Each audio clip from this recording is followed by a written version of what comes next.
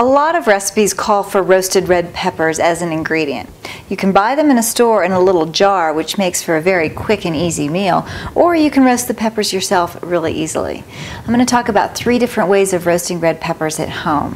One way is to bake them or roast them in a 400-degree oven for about 30 minutes. Another way is to broil them, a little bit quicker method. And the third way is to hold the pepper over an open flame, either on your gas stovetop or on your gas grill. The first method we're going to talk about is roasting the peppers in the oven. This is a very traditional way to do it and nice hands-off method. Roasting the peppers in the oven gives them a nice, strong, very concentrated flavor. Very simple. I'm going to leave the seeds and everything intact. I'm going to place the peppers flesh side down on a foil-lined baking sheet. So skin side up. It's the skin that we want to get nice and black and charred. I'm going to press this down to kind of flatten the pepper out so that it'll roast more evenly. There we go. I like to brush the skin with a little bit of olive oil. Keeps it moist, makes it a little bit easier to pucker and char. And that's all you do. We're going to roast that in a 400-degree oven. It's going to take about 30 minutes. And then we'll look at it and I'll show you what we're looking for. We're not trying to burn the outside. We're just trying to get a lot of flavor in there so that we can peel off the skin and just have a really nice soft flesh inside. So we'll come back to this as soon as they're finished roasting. The second method of roasting the pepper is to broil them, and the method of preparation is exactly the same as what we just did on roasting the peppers. I've flattened it out, I've brushed the skin with a little bit of olive oil, and now I'm going to put it under the broiler about 6 inches from the flame. The thing you have to be careful of is to watch it. The skin will blacken fairly quickly, so be close by and be prepared to rotate the pan as the pepper starts to roast. What we're looking for is a skin that starts to bubble up and pucker and becomes very dark and charred. We'll have a look at that as soon as our peppers that are in the oven are finished roasting.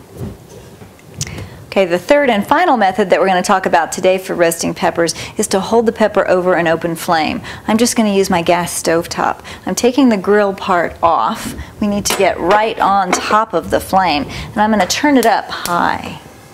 Be careful with this method, please. Use a good set of tongs, a nice long set. Get a really good grip on your pepper, and then just hold it right over the flame. Kind of move it around. You want that skin to get nicely charred and delicious. And I'm going to keep an eye on it, and then I'm going to rotate the pepper as soon as it starts to bubble.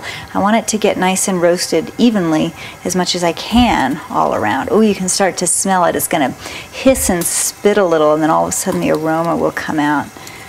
This will bring everyone to the dinner table. So just keep checking it, turn it over. All I see is just a slight bubbling of the skin so far. I have a really good tight grip on my pepper. I'm just moving it around. See that? The skin is just starting to blacken just a tiny bit, right here and here. Okay, that side is starting to blacken. I'm going to turn it and start working on the other side of the pepper. Don't hold the pepper by the stem when you're doing this. The stem will get really soft and it'll break off and you'll lose the pepper into the burner. So once the flesh starts to blacken, I want to move my pepper around to make sure I get all sides.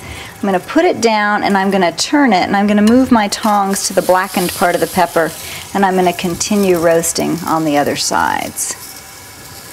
Okay, I think we're about there. We've got some nice blackened bits all over.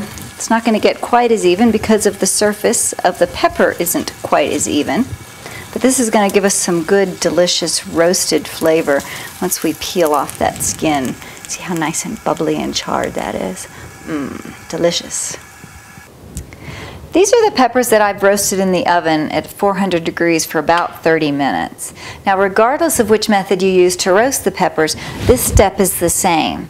You're going to remove the peppers from your tray and you're going to put them in a bowl.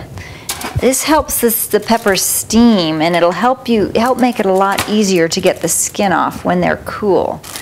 You can also put them in a brown paper bag or a plastic bag. That works really well too.